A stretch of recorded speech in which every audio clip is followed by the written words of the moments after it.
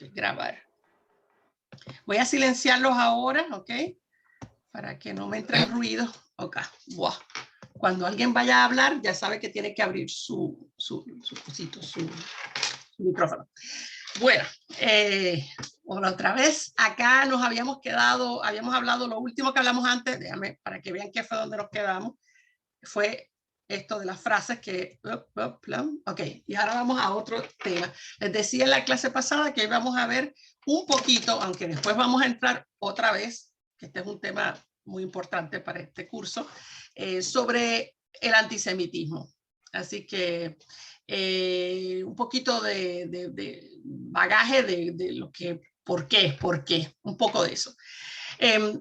Cuando el gobierno de Hitler asume el poder, uno de los grandes enemigos, además del bolchevismo, que es como ellos llaman al comunismo en ese momento, son los judíos, ¿sí?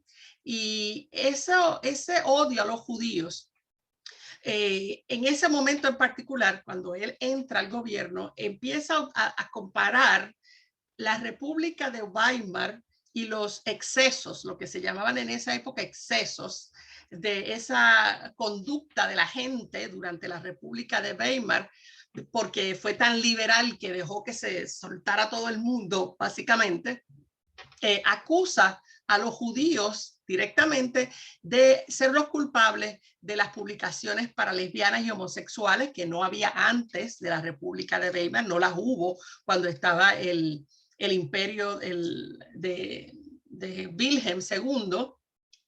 Es cierto que hubo un aumento en abortos y en prostitución, que se había comenzado a dar educación sexual en las escuelas y hubo un comportamiento distinto de las mujeres, no solo en Alemania, o sea, fue por todo el mundo. Empezó con el movimiento de las flappers de Estados Unidos, que eran las mujeres que, espérate, si vieron la película Chicago, esa película es sobre las flappers, que se empiezan a recortar el pelo corto, ahí las ven, aquí ven algunas, estas son alemanas, pero copiando los estilos estadounidenses de cabello corto, traje corto que enseñaba las rodillas, eso es algo que es muy escandaloso en este momento, enseñar rodillas, maquillarse, sacar el polvo y ponerse el polvo en público, fumar en público, todas esas cosas que hasta ese momento no se habían visto, pero en realidad no es que los judíos son los que traen eso, es que el mundo cambió después de la guerra, sobre todo para las mujeres. Porque las mujeres, ¿te acuerdan que hablamos de, sobre todo esas mujeres que salieron a trabajar y que se sintieron, ¿verdad?, que tenían su propio salario, que eso les da una sensación de libertad. Y las mujeres comienzan a hacer esas cosas, claro. Entonces eso, que no es una causa, la causa no son los judíos para nada. Sin embargo, se utiliza para echarle la culpa de esto a los judíos. Lucía, ¿tú querías preguntar algo? Sí, que el tema es que ahí justo empieza la pastilla anticonceptiva, ¿no? En esa fecha, más o No, menos. las pastillas anticonceptivas ¿No? comienzan en el 1950. En los años 50 se prueban y se comienzan a vender a finales de los 50, después de la guerra. Sí, todavía no. De hecho, lo conozco bien el tema porque la experimentación con pastillas anticonceptivas se hizo en Puerto Rico sin el conocimiento de las mujeres puertorriqueñas. Ellas fueron los conejillos de India sin saber. Las probaron con las mujeres y cuando las aprobaron ahí fue que las empezaron a usar. Elena, ¿tú querías decir algo? No, ok. No, lo sí. que decía era que ya lo habíamos visto esto, que a raíz de la guerra, que la mujer salió de su casa, eso fue todo el cambio, ¿no? Comienza, claro, eso trae unos cambios que la sociedad no estaba lista para recibir. Fueron que cuando las llamaron a trabajar no se pensaron que eso iba a ser la consecuencia eventual. Pero otro de los temas se va a usar mucho, y Hitler lo usa mucho en los discursos, lo que él le llama el vasallaje del interés. Y de lo que está hablando es de la usura. Usura, que lo que significa es cuando se presta dinero, pero se cobra un interés, hoy en día diríamos un interés excesivo por el dinero prestado, ¿no? Cuando los intereses son muy altos. Interesante que les puse acá un dato, es que antes de que Hitler entra al poder, cuando el nazismo está en desarrollo, desde antes de que él entra al poder, ya en las universidades alemanas había apoyo al nazismo, más apoyo en las universidades que en la población general. Lo cual a mí me parece muy interesante, ¿no? Porque uno pensaría, no, las universidades no se habrán tomado nada de eso en serio. Pues no, fue lo contrario. ¿Okay? Sí hay un apoyo al nazismo y vamos a hablar luego un poco más de eso más adelante. Voy a volver a ese tema. Pero bueno, volviendo al tema, la leyenda, en general, la gran leyenda antisemita que van a plantear y repetir los nazis es que los judíos son portadores y usufructuarios, o sea, que se benefician y que llevan consigo el capitalismo explotador.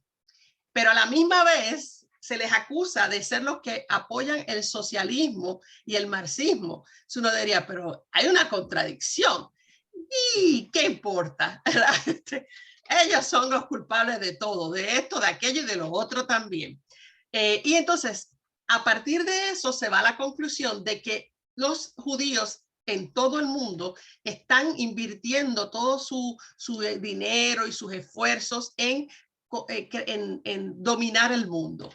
Ahí ven, por eso les pongo esa portada de una revista francesa donde ven el judío apoderándose del mundo, ¿no? La caricatura del judío apoderándose del mundo. Y que por tanto, como ellos quieren apoderarse del mundo, atacan a los intereses nacionales de los distintos países y hacen todo lo que puedan por exterminar a los arios. Entonces, fíjense que ya, si usted, póngase a pensar lo difícil que yo voy a pedirles que traten de hacer en este curso varias veces, que es feo, pero es la manera de entender, porque no estamos para juzgar, estamos para entender, ¿ok? Es tratar de ustedes ponerse en la cabeza de un alemán común y corriente que recibe esta información. Entonces, lo lógico es que usted le tenga un temor muy grande a esos judíos, porque esos judíos quieren acabar con tu raza, o sea, ellos son los que quieren acabar con tu raza, por tanto, no hay ningún problema con atacarlos a ellos, ¿no? Si ellos quieren destruirte a ti, es defensa propia, básicamente, ¿no? Destruirlos a ellos antes de que te destruyan a ti y a los tuyos. Entonces, esa es la mentalidad, ¿ok? Y va más allá, porque ahora les digo más.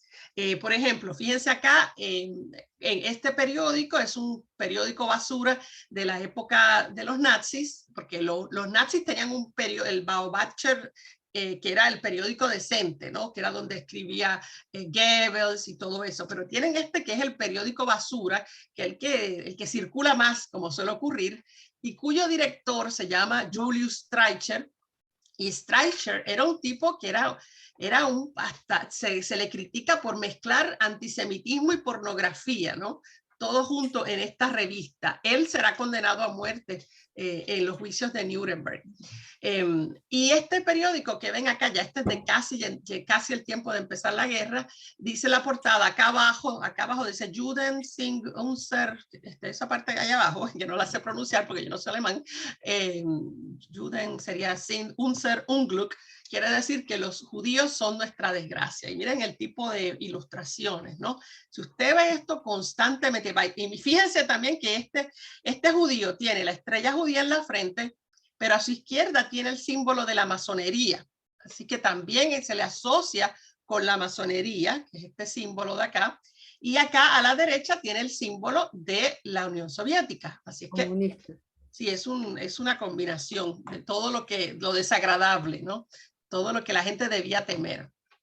Entonces, fíjense, para mostrarles solo algunas de las, voy a poner esto acá arriba, de los pósters que se usan vamos a ver muchos pósters en esta clase.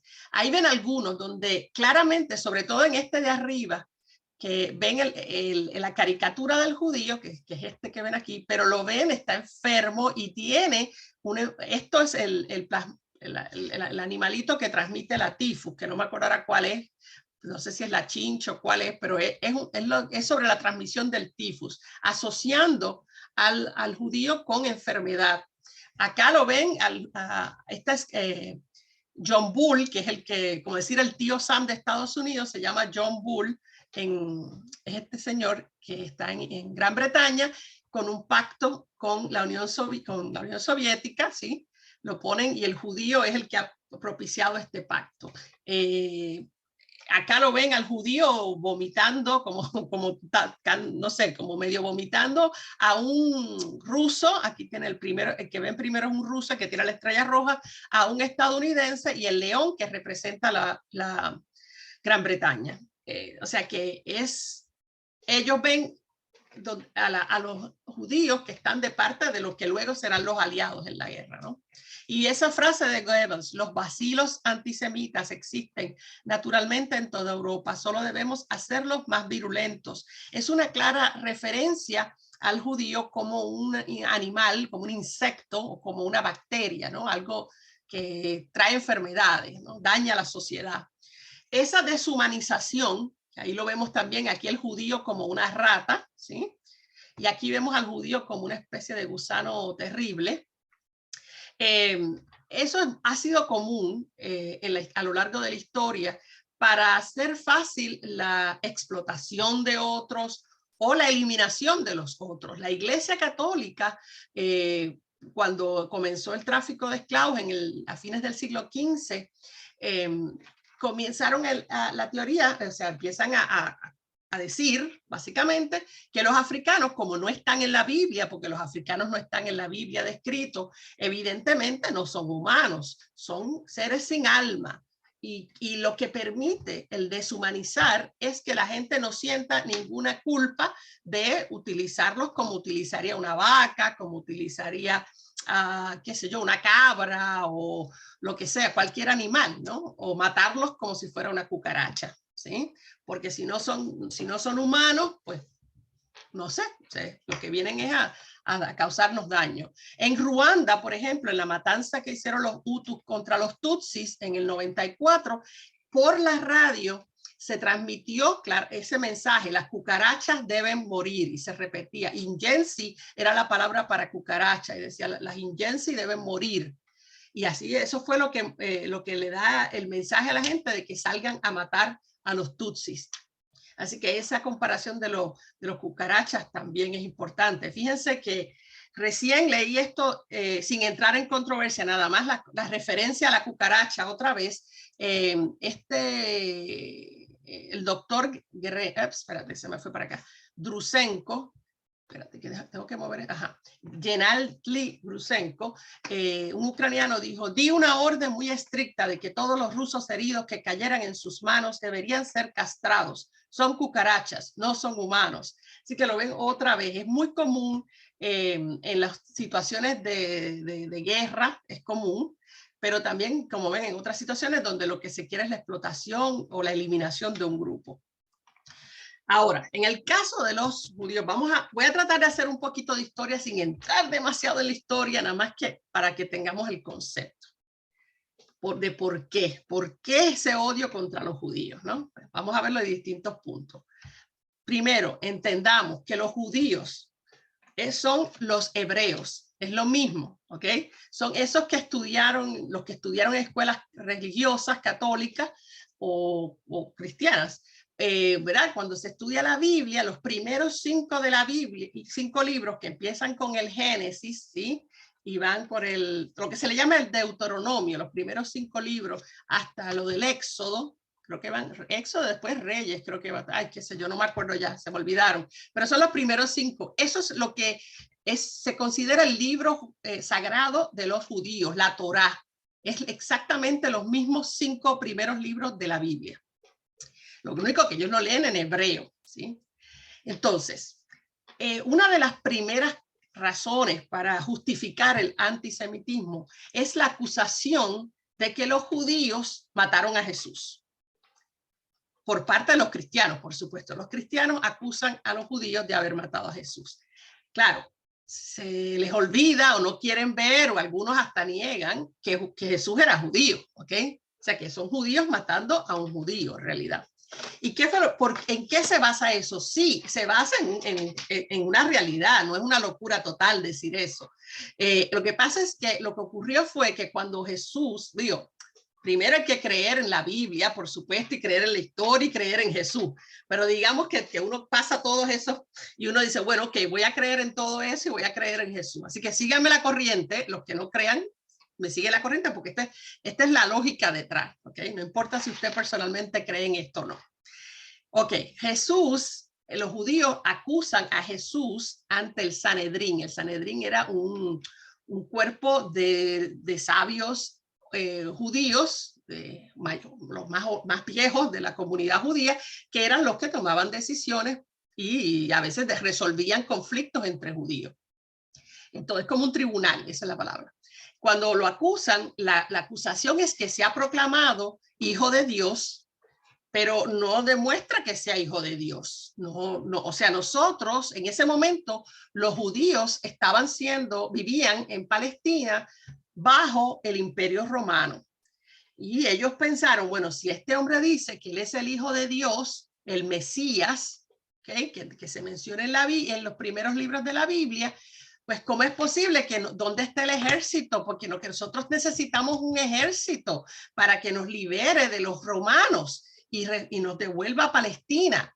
¿Y dónde está el ejército? El hombre se pasa hablando de que perdonen, muestra la otra cachetada, ¿no? Si te plan una cachetada, dale la otra. O sea, ¿dónde? ¿Cómo nos va a salvar? No entienden y lo consideran entonces un falso profeta. Esa es la acusación, que es un falso profeta. ¿De dónde sale eso? Pues del libro Deuteronomio 18:20, que dice: pero el profeta que se atreva a decir en mi nombre una palabra que yo no le haya mandado decir, y eso es Dios hablando, o que hable en nombre de otros dioses, ese profeta morirá. Entonces, ellos no están o sea, ellos están siguiendo sus reglas de vida, que son esos libros del Torá, ¿okay? Y el Torá les dice que el falso profeta deberá morir.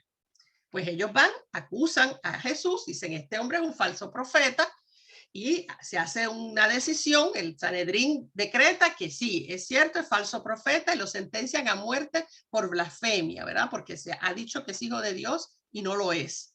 Pero ¿qué pasa? Que como están están bajo el Imperio Romano, que es el que domina Palestina, esa sentencia, ellos la pueden emitir la sentencia, pero no la pueden ejecutar. Por tanto, tienen que ir al gobernador romano, que es Poncio Pilatos. Ustedes han oído de Poncio Pilatos 1500 veces. Él, como gobernador, tiene que confirmar esa sentencia. Entonces, él es el que habla con Jesús y le dice, pero tú dices que eres rey. Y Jesús le dice, no, pero yo soy rey, es que mi reino no es de este mundo, mi rey, Ustedes seguramente han oído ese cuento.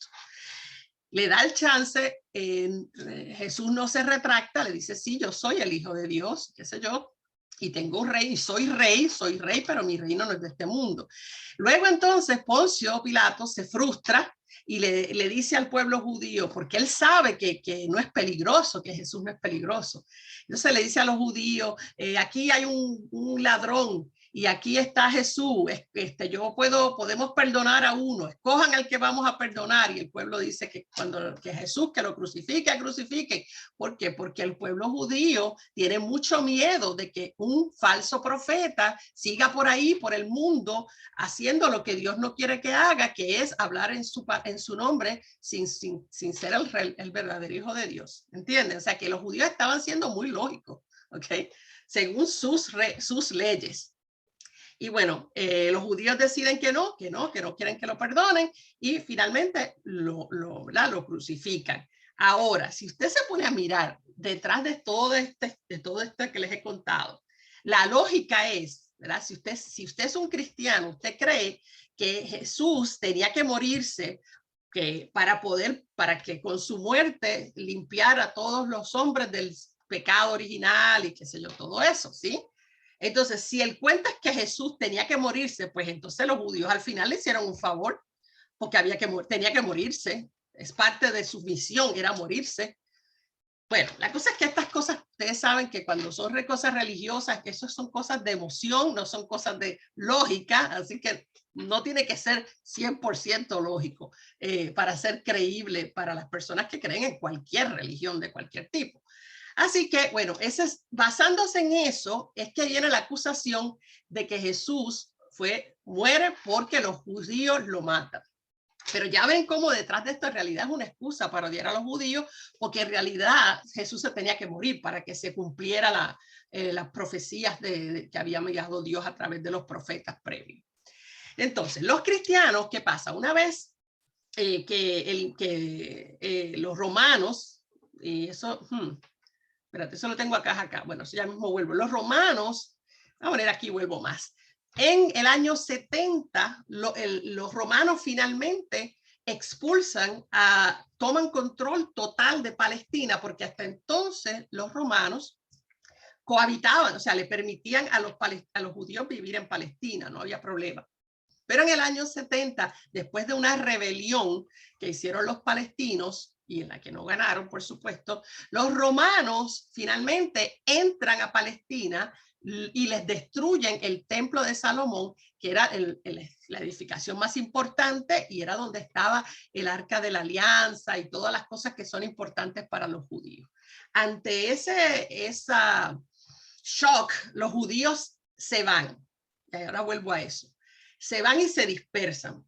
Al principio se dispersan dentro del mismo Imperio Romano, porque es que el Imperio Romano era gigantesco, o sea, estaban todavía dentro del Imperio Romano, pero no en Palestina. Eran minorías, siempre eran minorías, ¿sí? Mientras tanto, los cristianos eran también minoría al principio. ¿Quiénes son los cristianos? Son esas personas que después que muere Jesús, deciden seguir sus enseñanzas, ¿no? Y son los que siguen las cosas que Jesús dijo que hicieran y todo eso, ¿sí? Bueno, no vamos a entrar en todos los detalles, pero el punto es que como eran una minoría en el Imperio Romano también, son perseguidos. ¿Por qué? Son perseguidos primero porque en el Imperio Romano había un montón de dioses, ¿sí? Y la religión era muy pública. Se hacían muchas actividades públicas religiosas y los cristianos se niegan a participar porque se niegan a adorar otro Dios. Segundo, en el Imperio Romano los emperadores son dioses que cuando mueren se van a vivir con los otros dioses, ¿no? Se hacen unas ceremonias que se llaman apoteosis y qué sé yo. Bueno, ellos se niegan porque no, ellos creen en un solo Dios y solo adoran ese Dios. Ya son dos problemas que tienen. Así que, y son problemas serios. Y entonces, desde el momento en que Nerón asume como emperador romano hasta el tiempo de Constantino, serán perseguidos. Y ustedes seguramente han visto en las películas cuando los ponían, eso que les pongo aquí en esta pintura cuando los ponían en el Coliseo romano para que los mataran animales, les ponían los leones, todo ese tipo de cosas. Entonces, eso ocurre, como les digo, hasta el año 313. Son todos esos años, ¿sí? Más de 200 años de persecución. Ahí es que se van a las catacumbas para esconderse y poder hacer sus servicios, todo eso. Estoy refrescándole porque yo sé que ustedes han estudiado todo esto, pero para que lo vean en el contexto de este. Claro, cuando el Imperio Romano, con Constantino, se convierte en un imperio cristiano, ¿okay? Porque se asume ahora, es una vuelta de rueda, donde ahora el imperio es cristiano y todo el mundo tiene que ser cristiano. Y a los que van a perseguir es a los que no sean cristianos. Es que se volvió, eso pasa muchísimo, ¿verdad? En la historia. Ahora ellos, los oprimidos, se convierten en opresores y comienzan a perseguir a los que no creen en el cristianismo, entre ellos los judíos, ¿sí? Y ahí esa historia de que los judíos mataron a Jesús cobra más fuerza, porque ahora los cristianos, tienen la fuerza de hacer algo al respecto, de atacar a los judíos desde una posición de fuerza. Entonces, los judíos, luego de que ocurre eso que les cuento en el año 70, se convierten en lo que se llama diáspora. Quiere decir que se reparten por el mundo, se van por el mundo a distintos lugares. Como ven, en el norte todo este norte, lo que ven en rosado en este mapa. Y eso ocurre ahí en ese primer siglo, desde el año 70, y durante el segundo siglo se siguen moviendo. Están en el norte de Europa y prácticamente de toda Europa, ¿no? Distintas partes de Europa, en algún lugar de Europa están. En el mapa chiquitito le da más detalles de las ciudades, pero bueno, ¿qué pasa? Como todo inmigrante, porque esto no es de ahora, los inmigrantes nunca son bien recibidos, a menos que vengan con mucho dinero. Y entonces tratan de integrarse, ¿no? Tratan al principio, ¿verdad? Tratan de buscar lugares para, obvio, ganarse la vida. Tienen que buscar una manera de ganarse la vida en los lugares donde se van a ir a vivir, pero no son bien recibidos. Y hay muchas razones para que no sean bien recibidos. Algunos, y en la clase pasada lo comentaron también, no son bien recibidos incluso hoy, porque si son judíos ortodoxos, que son los que se visten distinto, comen distinto, todo eso bien complicado, es muy difícil adaptarse y que la gente los vea como iguales, porque ni siquiera se ven iguales. Claro, los modernos, los que son más modernos, que no se les nota, se les va a hacer más fácil. Ahora, en ese momento la mayoría son bastante ortodoxos. Y comen, los judíos que son ortodoxos y muchos que no son ortodoxos también, comen comida diferente. ¿Qué quiere decir eso? Tienen se llama el kashrut, es todo el conjunto de leyes relacionadas con la comida. Ser judío no es fácil, porque tienen muchas leyes o reglas que seguir. Hay un libro que se llama el Talmud, que está con cientos y cientos y cientos de reglas y leyes para seguir. Ahora, para darles una idea, ¿qué es comer diferente? ¿Qué es comer kosher? Por ejemplo, todo animal, bueno, el cerdo no es comestible, y eso es común a los musulmanes también. Es un animal que come cosas sucias, se interpreta que no. Igual los crustáceos, los animales crustáceos tampoco. Cuando se come carne de vaca o de pollo o de lo que sea, el animal, al momento de matar al animal, tiene que ser matado de una forma que se desangre totalmente antes de que se corten los pedazos de la carne. O sea, que primero se desangra el animal, es lo primero que se hace, y luego se corta. La carne no puede estar en contacto con esa sangre, los cortes de carne, es lo que quiere decir. Otra cosa, por ejemplo, en una misma comida o incluso en una misma, en el mismo plato, no puede estar dos alimentos del mismo animal. Por ejemplo, si tienes carne, no puedes tener lácteos de leche de vaca. No puedes tener, hay un queso de vaca si en el mismo plato tienes carne. Y cosas así, son complicadas. Entonces, mientras más ortodoxo, más complicado, porque en una cocina kosher no se puede cocinar nada que no sea kosher, porque entonces ya la cocina ya no se puede cocinar kosher. Es como que queda impura la cocina, ¿ok? Como les digo, es complejo, ¿ok? Estoy diciendo nada más que unos puntitos, ¿sí? Se visten diferentes, generalmente muy de negro, y los sábados en particular utilizan otra indumentaria para ir a la sinagoga a hacer, ¿verdad?, sus ritos religiosos. Otro problema que tienen, todo el resto de Europa, cuando ya es cristiana, observa el domingo como el día de descanso, pero los judíos no. Todos, eso sí, es todos los judíos, ortodoxos o no ortodoxos, el día que se observa, ¿verdad?, y que se hacen los ritos religiosos es el sabbat o el sábado, y no es el domingo. Ya eso también es otro punto de confrontación, porque, por ejemplo, se negarían a trabajar, muchos se niegan a trabajar en sábado, porque el sábado es un día en que no se puede trabajar, y además no se pueden hacer otro pila de cosas que no se pueden hacer en sábado. No se puede cocinar, no se pueden usar ningún elemento electrónico. En los días de hoy, en esa época, no se puede hacer fuego. Ese día no se puede prender fuego. Por tanto, la comida que se van a comer el sábado la tienen que haber tenido lista desde el viernes, porque ese día no se puede cocinar. Hoy en día, por ejemplo, no pueden montarse en automóviles el sábado, no, los ortodoxos. No pueden viajar en avión, por supuesto, no pueden tocar dinero, un montón de cosas. ¿Okay? Entonces, ese es otro problema, son distintos en eso. Imagínate que usted tenga un vecino, ¿sí? Usted tiene un vecino que es judío ortodoxo y usted lo quiere invitar a su casa. Pues tienes un problema, ¿qué le vas a servir de comer? Porque no puedes, no, vas a tener que servirle ensalada y asegurarte que lo haces como se supone, ¿no? Y entonces eso trae problemas de adaptación. Las comunidades, claro, como son inmigrantes, y eso pasa con todos los inmigrantes, cuando los inmigrantes no son bien recibidos, entonces se pliegan hacia su propia comunidad, ¿sí? Porque si no eso lo hacen los chinos, pasa con las comunidades que son muy distintas culturalmente y que emigran, como no son aceptados, entonces se repliegan en su propia comunidad y se visitan ellos mismos y se apoyan entre ellos y poco se cierran. Por tanto, se les hace muy difícil asimilarse porque se pliegan en su propio grupo.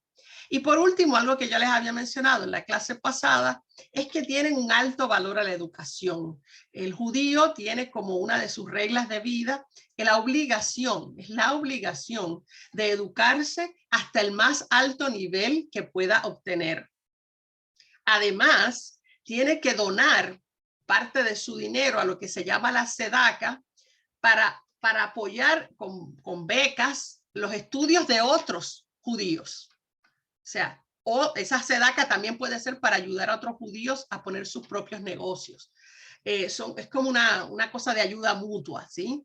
Pero la educación es muy valiosa. Por eso no es sorprendente que un inmenso número de personas que han recibido el premio Nobel son judíos. Es porque son gente de alta educación y más aún que cuando se gradúan del más alto nivel, siguen estudiando, siguen aprendiendo. Son gente que abraza la educación. ¿Okay? Entonces, todo eso es, usted dirá, ¿y qué de malo tiene eso? Bueno, generalmente la gente más educada tiene las más altas posiciones en la sociedad y por ende son envidiados, ¿no? O sea, hay mucha envidia cuando a los otros le va bien y encima ni se parecen a nosotros, no se quieren asimilar, todo eso. El hecho de las comunidades cerradas, también ese hermetismo de las comunidades, levanta muchas sospechas. ¿Por qué? ¿Por qué son tan herméticos? ¿Qué están haciendo que no quieren que los demás nos enteremos? Y eso, de esas sospechas, se van generando entonces toda una cultura de que cualquier cosa es la culpa de los judíos, ¿no? Se convierten en chivos expiatorios. Por ejemplo, durante la Edad Media se solía decir, y ahí ustedes ven, y hay muchos, se pueden conseguir muchos cuadros que presentan eso que les estoy diciendo.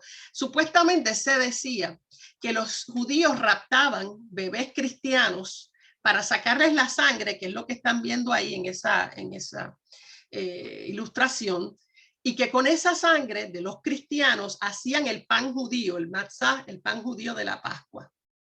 Lo cual es absurdo porque ya les dije que ellos no quieren ni sangre cerca de la comida, de la carne, no quieren sangre, punto, fuchi, no. Y decir eso es una estupidez, pero bueno, como son tan herméticos, como son comunidades cerradas, y hay tanta sospecha y nadie los conoce porque no tienen demasiadas amistades, ¿ves? Se pueden alimentar este tipo de alegaciones y ellos ni siquiera saben que están siendo acusados de esas cosas con frecuencia, ¿no? Pero el resto de la población les tiene como que, uy, ¿no? Eso de que le saquen sangre a los bebés también puede venir un poco por la práctica de la circuncisión, que es una práctica judía y que es una práctica también cristiana, porque es de la Biblia, ¿ok? Eso está en la Biblia, lo de la circuncisión, así que es de los dos.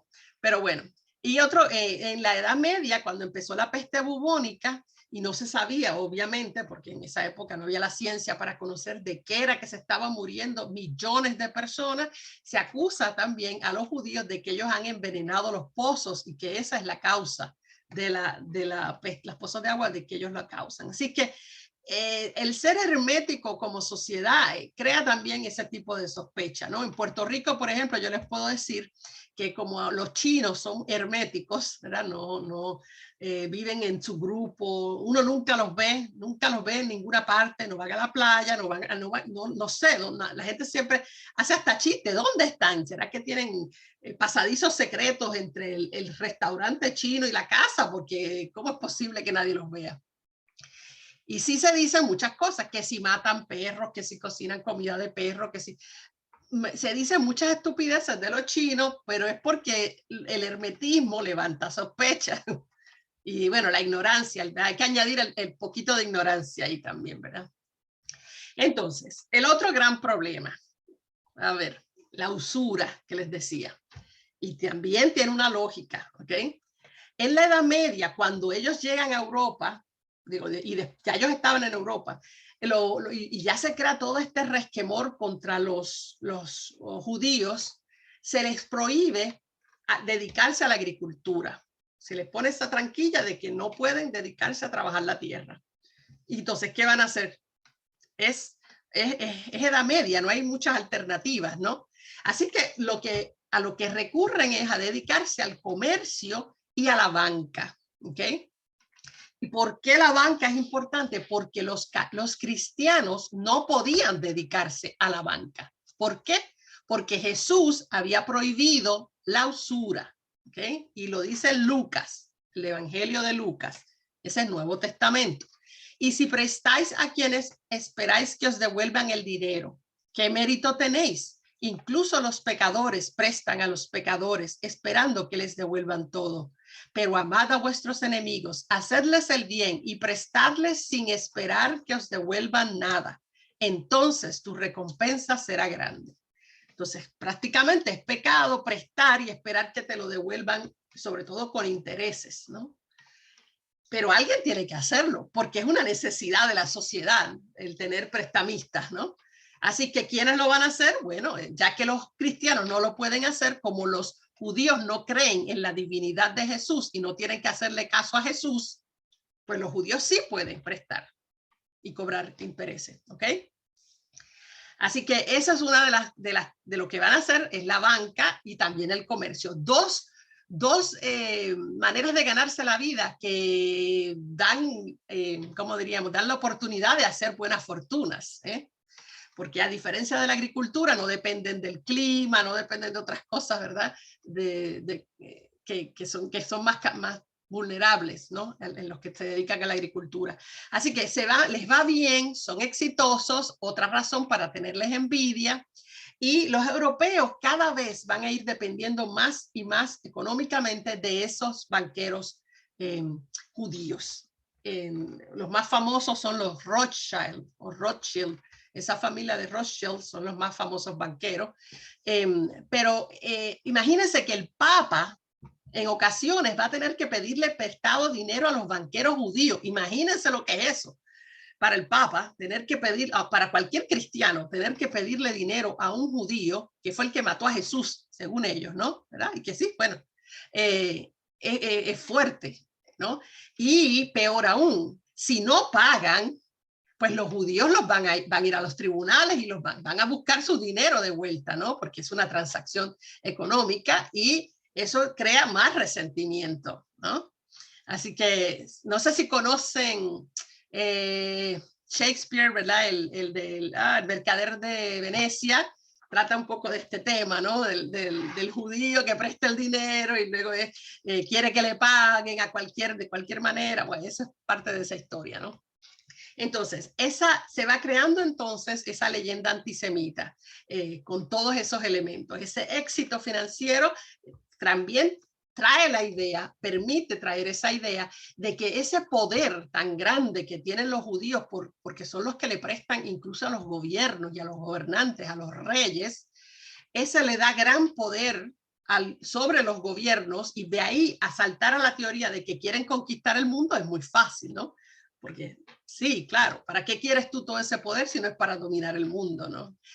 Así que cuando les empieza a ir bien, muy bien, empiezan a ser expulsados de los distintos países. Y ahí les pongo más o menos para que vean las fechas en que son expulsados de Inglaterra, de Francia y de España, que España, ustedes saben que fue justo el año en que, del descubrimiento, es el mismo año en que ellos son expulsados en la Guerra de la Reconquista, después de la Guerra de Reconquista. Y entonces, cuando los expulsan, es una gran estupidez, porque pierden capital. Que ellos crean capital y pierden el conocimiento, se deshacen de gente que son médicos con gran conocimiento médico, abogados, gente bien preparada y se deshacen de ellos por el antisemitismo, haciéndole daño a su propio país. Pero estas cosas el fanatismo funciona así, no es lógico. Así que así va a continuar hasta que en el siglo XIX una serie de pseudocientíficos que utilizan un poco las teorías de Darwin y las insertan y las trocan en otra cosa y crean entonces el antisemitismo racial. La idea de que ser judío es una raza y que esa es una raza inferior y que busca propagarse y por tanto hay que pararlos porque se quieren propagar y van a terminar siendo la mayoría, ¿no? Y ahí empiezan los grandes pogromos, los que le llaman los pogromos, el pogromo ruso, que era la Rusia imperial, esta es la Rusia imperial, ¿no? La de Nicolás II y todo eso, y luego el Holocausto. Así que con eso les he cuadrado un poco la idea de por qué el antisemitismo. Les pido excusa porque he tratado de simplificar algunas cosas porque no tenemos el tiempo. El curso no es sobre judaísmo, pero quiero que tengan eso en la cabeza. No es original. Los nazis no se inventaron el antisemitismo. El antisemitismo estaba ahí mucho antes. Ellos solamente lo explotan para su beneficio. Utilizan eso como la fuerza que aglutine a todos los alemanes contra un enemigo. En realidad son varios. Tienen los rusos, los bolcheviques son el otro enemigo, pero el judío también. Y como lo del judío es más antiguo, es más emocional, más pasional, va a ser más fuerte aglutinador que tratar de crear un odio hacia el comunismo cuando había muchos que simpatizaban con el comunismo en Alemania. Ahora, lo que es más claro es el antisemitismo, eso era más común, más compartido. ¿Ok?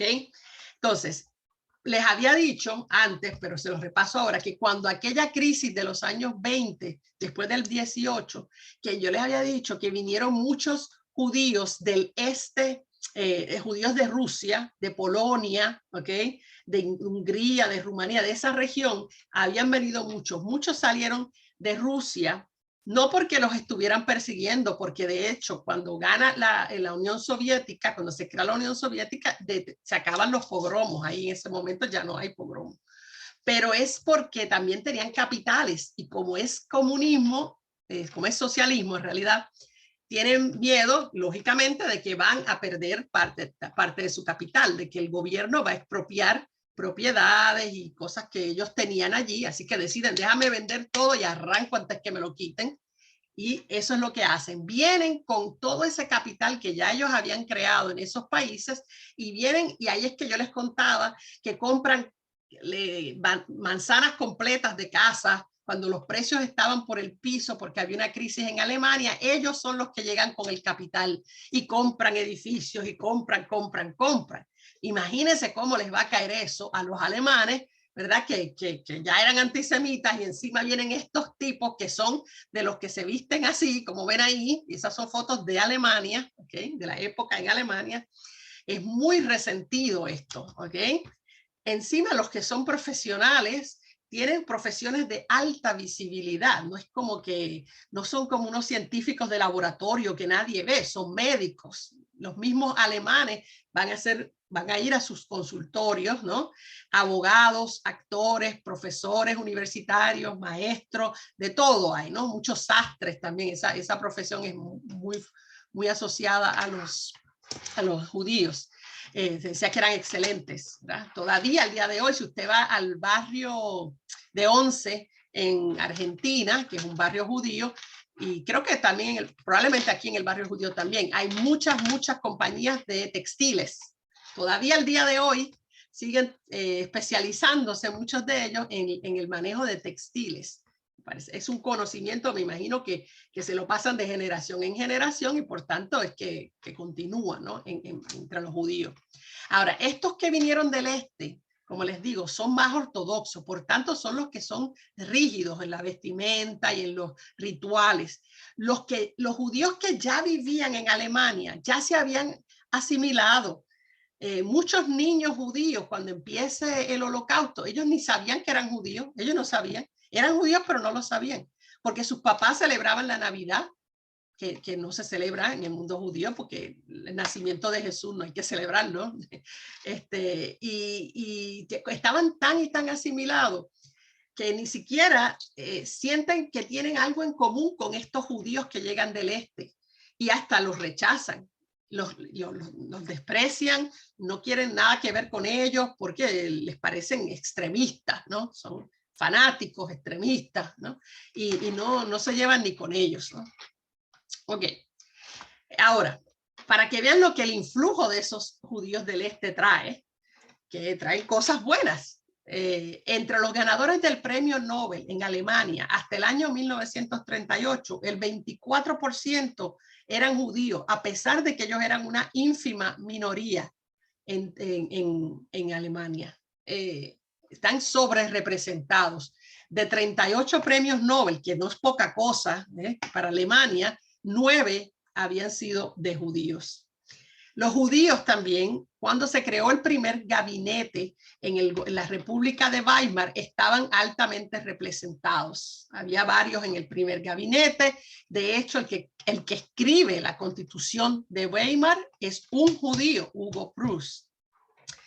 Así que esa gente llega y empieza a invertir y a ocupar posiciones importantes. Los nuevos que llegan, pero también los viejos que ya estaban en buenas posiciones por todos esos valores que les he dicho que tienen, ¿no? Otra cosa que no mencioné es que los judíos se ayudan mucho entre ellos. Son una de las más protectivas minorías en los pueblos en que son minorías. En los países en que son minorías, las comunidades judías se apoyan.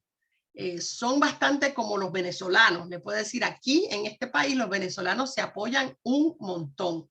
No así otras minorías que viven en el país. Y eso les hace ser más exitosos, ¿verdad? Porque con el apoyo de los otros se llega más lejos, por supuesto. Así que todo eso es lo que tiene que ver con esa propaganda. Aquí les muestro otras cosas de propaganda antisemítica. Siempre ahí ven otra vez el judío detrás de Estados Unidos, Gran Bretaña y la Unión Soviética, porque fueron el bando enemigo. Y esto era algo esto que ven aquí era como una chapita que se enganchaba en las puertas de las casas o en los negocios, que lo que dice abajo es que están prohibidos los judíos, que no se admiten judíos. Era muy común. Ahí esto que ven son algunos de las leyendas negras sobre los judíos. Fíjense que el hombre de arriba es un hombre que vende carne, ¿sí? Y esa carne le mete ratas. Él está en un molino de carne, le está metiendo ratas. Eso es para que la gente no compre esas, ¿verdad? La idea es que no les compren, para que duden. Lo que le hacen a los chinos en Puerto Rico, esa carne es comida de perro, para que nadie los apoye. Aquí los ven echando el agua. Este vende leche, pero ven el hombre echándole agua a la leche. Entonces, son malos comerciantes, son tramposos como comerciantes, lo que dice. Este hace pan y miren cómo con los pies sucios es que amasa la masa del pan. Entonces, todo esto es antisemitismo, claro, ¿verdad? Pero hay otra interesante, que junto con el antisemitismo está también el antibolchevismo. Vemos los dos juntos. Y acá lo ven, estos son, aquí ven la mano terrible, ¿no? La garra, pero miren aquí está, y lo dice claramente, todos dicen bolchevismos en el mensaje. Este está en ruso, así que ¿no? para cuando entraron a Rusia, usarlo con las poblaciones rusas. Los pósters a veces los tienen que hacer en el idioma de las poblaciones a las que van entrando. Y sobre los bolcheviques, interesante, esto fue Hermann Göring. Después, ¿verdad? En el juicio de Nuremberg dijo, los rusos son gente primitiva. El bolchevismo es peor que el nacionalsocialismo. Está en contra de la propiedad privada. Es bárbaro y crudo. Odio a los comunistas con amargura, porque odio al sistema. La falsa ilusión de que todos los hombres son iguales es ridícula. Siento que soy superior a la mayoría de los rusos, no solo porque soy alemán, sino porque mis antecedentes culturales y familiares son superiores. No importa cuán educado pueda ser un ruso, sigue siendo un bárbaro asiático. Y ya ven ahí, ¿verdad? Así que la propaganda contra ellos está también. Miren los carteles que son parecidos a los que se usaron contra Alemania en la Primera Guerra. Aquí es un ruso el que abusa de las mujeres, bla, bla, bla. Ese es el clásico, ¿no? Pero en la Alemania nazi, las mujeres, y bueno, ahí termino, hasta aquí, espérate, déjame, antes que vaya a lo de los valores nazis. Aquí, hasta aquí. ¿Alguien tiene dudas de algo de lo que hablé, del antisemitismo, de los judíos, todo eso? Porque lo voy a dejar aquí el tema. Vamos a volver en algún momento, pero ahora mismo no. ¿Está bien? Así que si estamos todos claros, yo sigo. Yo quisiera preguntar una cosa. A ver. Pero no sé si tiene lugar, digamos, acá. A mí me gustaría preguntarle a los que son judíos acá en el grupo, ¿no? ¿Cómo ha podido ser vivir con toda, digamos, una tradición, porque al final ya es tradición, ¿no? De persecución, así, de ignominia, de una cosa así, de ser la lacra del mundo y cosas por el estilo, ¿no? Qué terrible en la subjetividad. Yo me pregunto, puede ser que sea por la formación que yo he tenido, yo me pregunto cómo todo eso de alguna manera tiene que haber influido necesariamente en las subjetividades de toda la colectividad judía, esté donde esté, ¿no? Sí, ahí creo que te puedo contestar un poquito de eso, pero voy a dejar, termíname la pregunta. Y bueno, eso porque, digo, sería como para ser personas que viven odiando, porque al fin y al cabo, cuando uno ha sido odiado ancestralmente, yo que sé, el odio estaría ahí, pero no son así. Yo tengo familia judía y amigos judíos y los quiero mucho, y para mí son todos iguales. Yo que sé,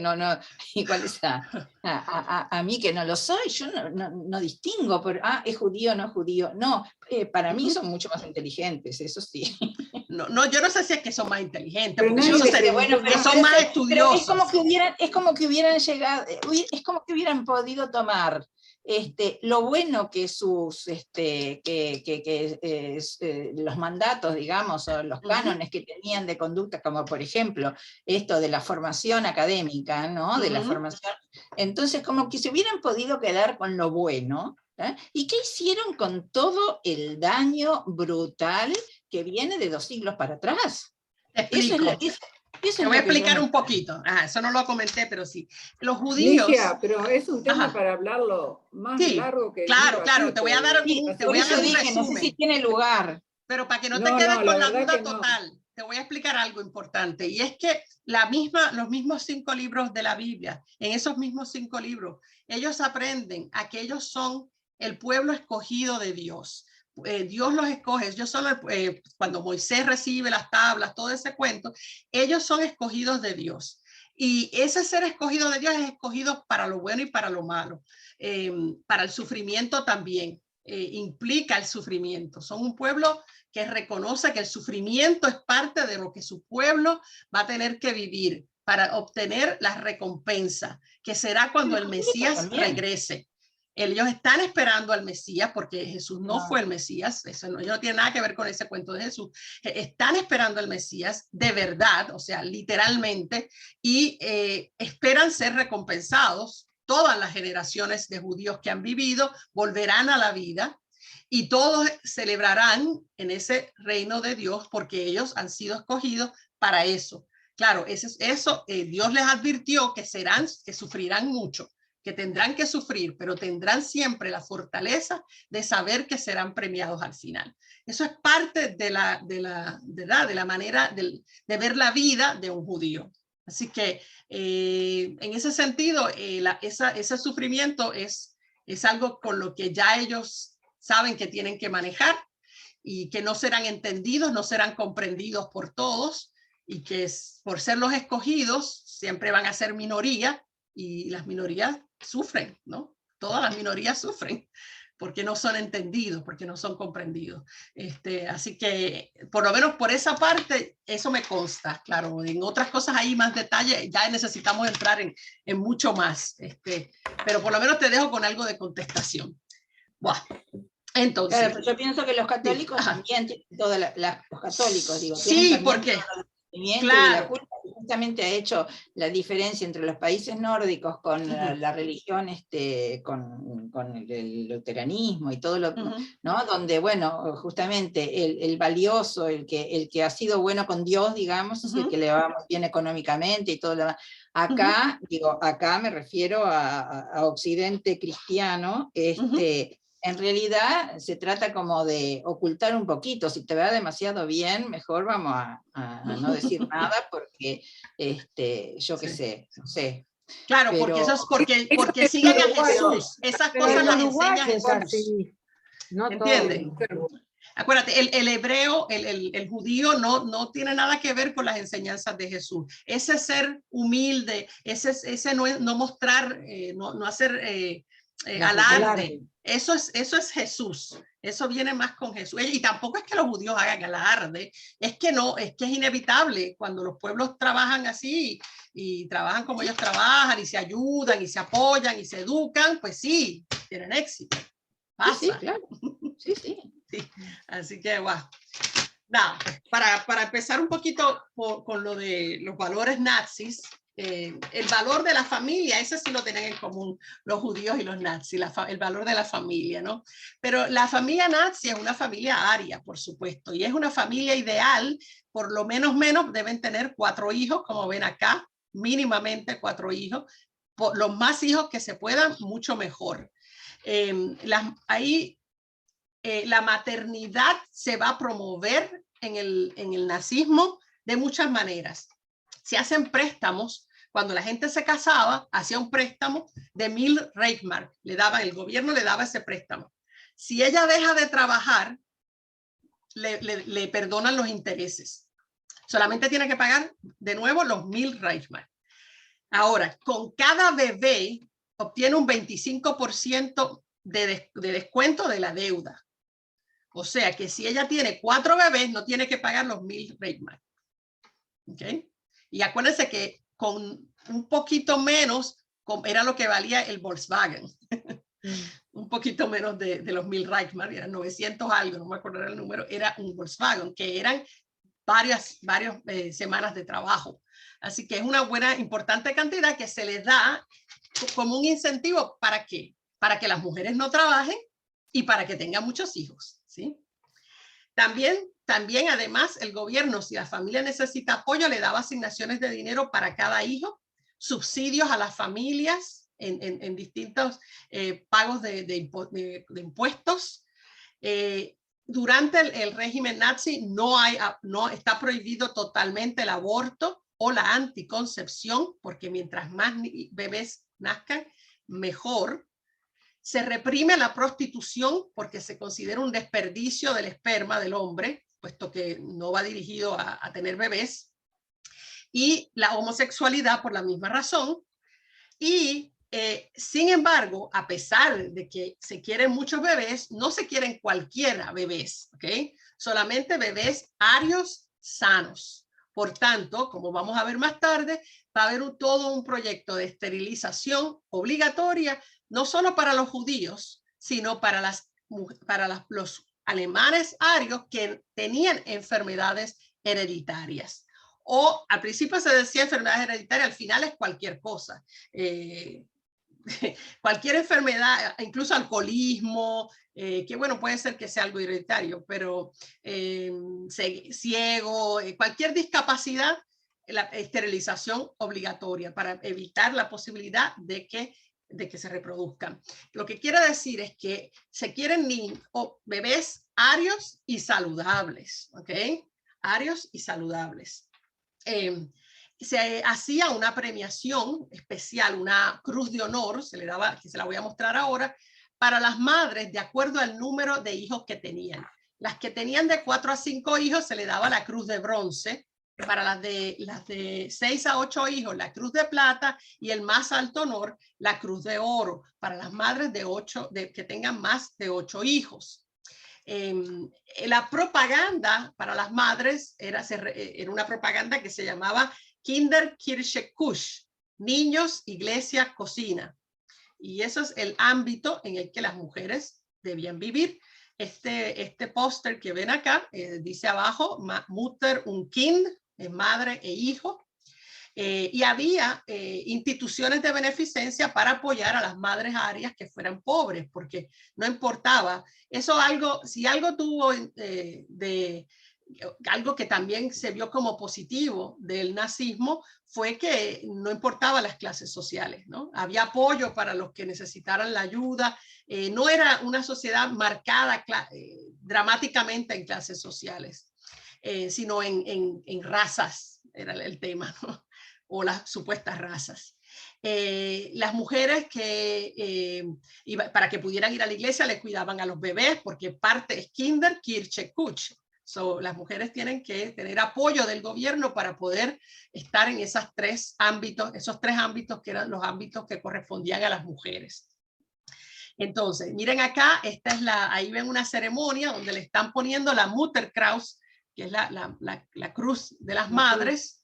Se ponían cada año el 12 de agosto, que era el cumpleaños de la mamá de Hitler, y se llegaron a poner 4 millones de estas condecoraciones, que la ven acá. Esta es la condecoración que le ponían a las mujeres. Pero ¿para qué querían estos niños? Bueno, vamos a ver. Hitler dijo, sus hijos pertenecen a sus madres y también al mismo tiempo me pertenecen a mí. ¿Qué quiere decir eso? Que son soldados o madres de soldados potenciales, como en la antigua Esparta en Grecia. Es una visión darwinista un poco de la vida también. Hitler decía, la vida es una lucha cruel y no tiene otro objetivo que la preservación de las especies. El individuo puede desaparecer siempre que haya otros que los reemplacen. Entonces, esa es la teoría para cuando ellos están planificando una gran guerra. Para poder estar en esa guerra van a morir muchos arios, así que hay que reemplazarlos. Antes de que nazcan hay que reemplazarlos, la próxima generación. ¿Sí? Claro, ¿qué decía la iglesia de todo esto? Pues bien, la iglesia decía, eso es una frase de mi país, pues bien. Los nazis tenían buena relación con la iglesia católica. El que ven ahí en las dos fotos es Eugenio Pacelli, que era el nuncio papal de Alemania en Berlín y que luego sería el Papa Pío XII. Justo cuando empiece la guerra, ya él va a ser Papa Pío XII, pero anterior había sido el nuncio papal de Alemania. ¿Okay? Así que aquí lo ven, ahí lo ven, custodiado por soldados nazis subiendo a su automóvil, y acá lo ven con Hitler directamente. ¿Okay? Ellos tenían un acuerdo que se llama el Reichskonkordat, que se firmó en el 33, poquitos meses. Él entró en enero del 33, Hitler, a fin de enero, y ya en julio tenía firmado este concordat, donde hace un acuerdo entre Alemania y el papado. Y según el acuerdo, todas las organizaciones católicas podrán seguir existiendo y no serán perseguidas, y va a haber libertad religiosa para los católicos. Hitler había sido criado católico también, así que eso también tiene algo que ver en esa afinidad. Lo único que sí hay unas prohibiciones. Se prohíbe a los sacerdotes y monjas participar en política. El partido Centrum, que había sido el partido de los católicos, desaparece, pero igual todos los partidos desaparecerán poco después, ¿verdad? En ese periodo todos desaparecen. Y la iglesia católica durante el periodo nazi va a ayudar dando albergues temporeros y documentos falsos a los judíos, pero una vez que termine la guerra hará lo mismo con los nazis. Así que es un poco ambivalente, ¿no? O sea, al final terminan ayudando a los nazis, como vamos a ver cuando veamos ese tema, ¿no? Para salir del país les daban documentos falsos, pasaportes falsos que los daba el Papa. La única vez que va a haber conflicto entre la iglesia y Alemania nazi va a ser cuando empiezan ese proyecto de esterilización compulsoria de los llamados imperfectos, porque ahí la iglesia se oponía. Ustedes saben que la iglesia siempre se opone a ese tipo de cosas, así que se opusieron, pero no se opusieron terriblemente, nada más que algunos sacerdotes utilizaron el púlpito para criticar esa práctica, pero cuando empezaron las críticas, inteligentemente los nazis decidieron bajarle el tono a la campaña de esterilización y empezaron a terminar, básicamente terminaron el proyecto. Pero exacto, funciona en el sentido de que detiene ese proyecto, pero no fue un conflicto abierto, todos lo manejaron, ¿verdad?, cuidadosamente, para no tener problemas. Claro, y tengo que aclarar, aunque había una protección de las organizaciones católicas, la realidad es que con tantas organizaciones y tanta cosa que va a haber para los jóvenes y los niños, no tenían tiempo para ir a las actividades de la Iglesia Católica. Es lo que hace, ¿verdad? Lo que el gobierno totalitario es que consume la totalidad del tiempo de las personas. Y un poquito para mostrarle, y luego lo vamos a retomar acá también, esa cooptación de los niños y los jóvenes y su indoctrinamiento desde temprana edad va a ser una de las claves, ¿verdad? Para el gobierno nazi, para obtener ese apoyo. Fíjense las cosas lo que los niños aprendían: el líder siempre tiene razón, tú no eres nada, tu Volk es todo. Esa es otra de las partes, otro de los conceptos del totalitarismo, ¿no? El individuo no es nada, somos pequeñas partes. El Volk, el país, la nación es lo que es importante. El pueblo. Ajá, el Volk es el pueblo, sí. Y fíjense cómo yo les había comentado que se copian muchas cosas, pues el uniforme de los niños, de los jovencitos, se lo copian básicamente, hasta el pañuelito, tienen el pañuelito y todo, de los niños escucha, que ya existían, los niños escuchas británicos, que son los que están viendo aquí. Es muy parecido su uniforme. Claro, acá van a tener la suástica, por supuesto, y en la hebilla del cinturón de los niños nazis va a decir sangre y honor, Blut und Ehre, sangre y honor. Y sobre lo que Hitler dijo sobre la juventud alemana, dijo: quiero que mis jóvenes sean fuertes y hermosos. Quiero que sean entrenados en toda forma de ejercicio físico. Quiero que sean atléticos. Ese es el principal y más importante requisito. No quiero instrucción intelectual. El conocimiento es la perdición de mis jóvenes, ¿sí? Básicamente todas las carreras militares le dan más importancia a la parte física y a la obediencia y la disciplina que a la parte intelectual. No quiere decir que no hay intelectuales en las Fuerzas Armadas, sino que como institución, ¿verdad? Los centros de instrucción militar no se consideran centros de alta intelectualidad, pero ahí claramente él lo está diciendo, ¿no? Estamos creando soldados, así que lo que necesitamos es que estén físicamente aptos, saludables y aptos, ¿no? Bueno, esto ya va a complicar un poquito, pero bueno, terminamos aquí y retomo aquí. Los nazis, la educación alemana desde el siglo XIX siempre era bastante autoritaria y por supuesto, como casi todas las educaciones de todos los países, nacionalista, ¿no? Se exaltan los valores nacionales, la historia nacional. Ahora, acá se trae, y había ya también ese tema de la unificación de profesores, de que todos los profesores enseñen lo mismo, o sea que no hay libertad de enseñanza, sino que es todo uniforme, ¿no? Ahora, lo que traen nuevo los nazis es un énfasis en historia, es una historia, pero es una historia de las gestas, y siempre el protagonista y el fabuloso es Alemania, ¿no? O cualquiera de los reinos alemanes que se constituyeron luego en el Estado alemán. Germanística, ¿verdad? Todo lo que es la lengua alemana, etcétera. Biología. ¿Por qué? Porque la cuestión racial va a ser importante y a través de la biología lo más importante es que aprendan de genética, ¿ok? Y de cómo las razas se reproducen y todo eso, ¿no? Geografía. Y deporte. Geografía porque va con la historia y deporte porque la cuestión física es importante. Entonces, además, se crean unas escuelas especiales que son para formar elites, las elites, que son los futuros líderes. Hay dos tipos de escuelas que mantiene la SS para las elites. Hay 30 centros de educación político nacional que se les llamaba las napolas, en donde los estudiantes vivían en la escuela, en los centros, eran internados, y eran para niños entre 10 y 18 años. Y en esas napolas se les preparaba para que fueran los futuros militares y los futuros policías, o sea, que era todo ese concepto militar.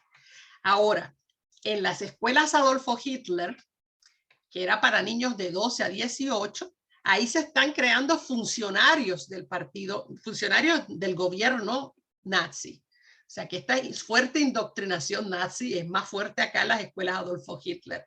Y la inmensa mayoría, 4/5 partes, eran de la clase media, que es la clase que va a subir con el triunfo nazi, ¿no? La clase media es la que es exaltada, sube y se va sintiendo más aceptada y va acaparando posiciones en los partidos, en el partido nazi, en el gobierno, en la milicia, ¿no? Es esa clase media.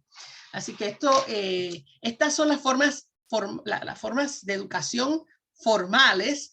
En la próxima clase vamos a ver las formas de educación informales, las organizaciones donde se usaba el tiempo, o sea, para cooptar el tiempo libre de los niños y de los jóvenes para traerlos al pensamiento nazi.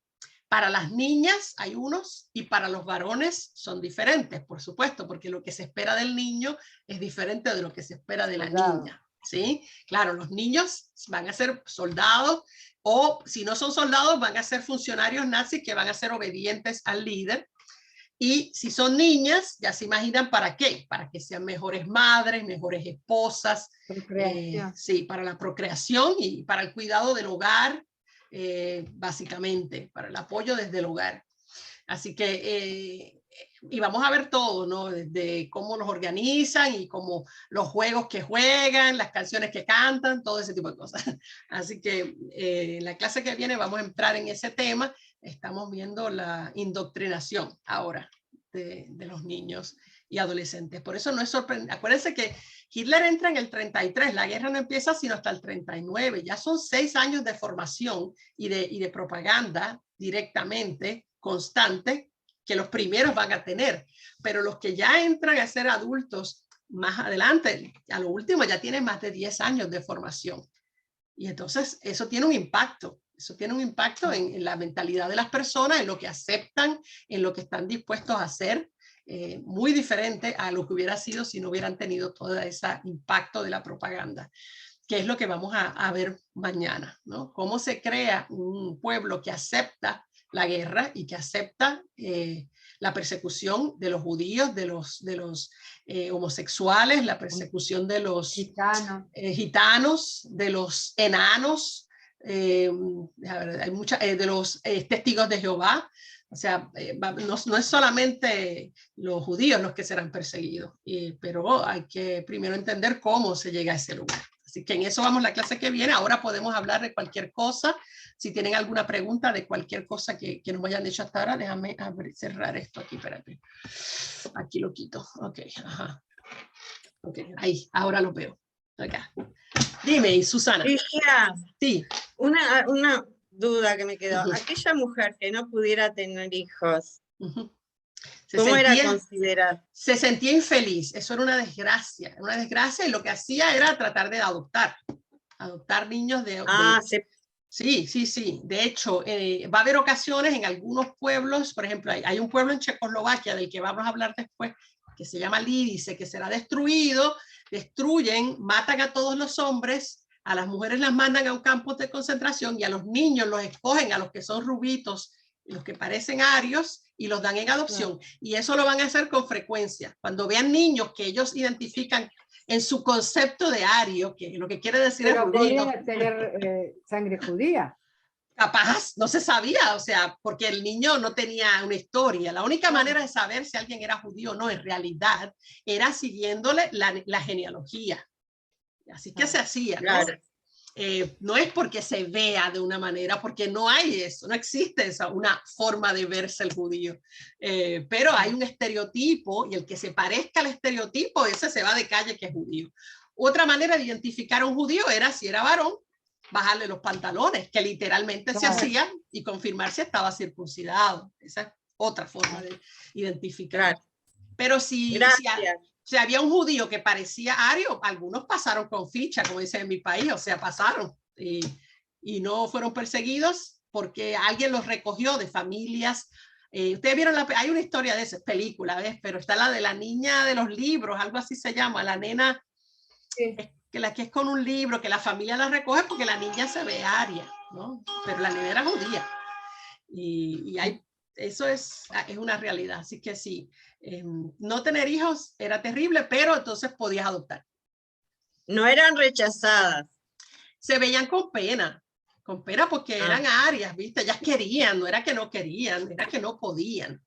Era una desgracia. Sí, exacto. Entonces, pues por lo menos podían adoptar niños y eso fue lo que hicieron. También podían adoptar niños de otras alemanas que muriesen.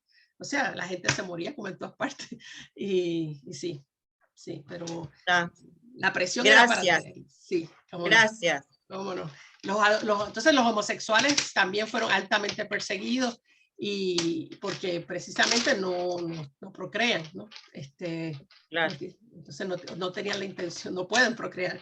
Pero había gente que hay hasta películas de eso, de que una lesbiana que tuviera un amigo homosexual, podían entonces casarse y así cada uno se tapa, como decía en mi país, entonces pueden vivir.